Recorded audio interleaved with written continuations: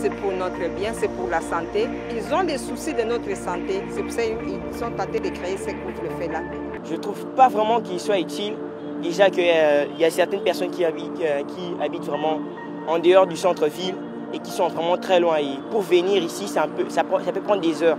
Et lorsqu'ils finissent le travail vers 17h, 19h, 20h, ça peut vraiment les handicaper. Voilà pourquoi je trouve que c'est inutile de maintenir quelque chose qui n'a aucune importance. Je trouve ça un peu bizarre parce que le corona ne traîne pas la nuit. Pourquoi ce couvre-feu? Là, c'est perturber des gens. Et les gens qui habitent par exemple à Kimbanseke, le transport est très difficile déjà ici en RDC. Et le temps de prendre le transport, des heures passent. Et imaginez qu'à 23h, ils se mettent encore dans des files pour monter dans des transco. Ils vont rester là ils vont dormir dans la rue? Non.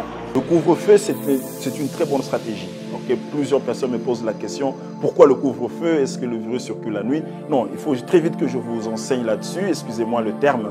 C'est qu'en fait, il y a des activités de nuit qui sont très propices à la propagation du virus. La nuit, généralement, quand vous regardez, quelles sont les activités? Ce sont les boîtes de nuit et les bars. Là où les gens sont en intense interaction. D'accord? Généralement couplés à des drogues ou à l'alcool. Quand vous avez la drogue dans la bouche, vous avez l'alcool, première chose, c'est enlever le masque et jeter. Les comportements de nuit sont assez sensibles pour pouvoir laisser les gens se protéger. Deuxièmement, vous avez aussi tout le professionnel de sexe. Lorsque vous en prenez sous l'état d'ivresse, vous ne contrôlez pas qu'est-ce que vous faites.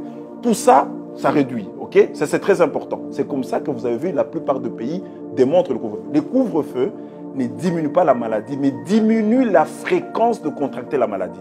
Ça veut dire les nombres d'occasions propices à la contraction de la maladie sont diminués. Et comme ça qu'on l'applique partout.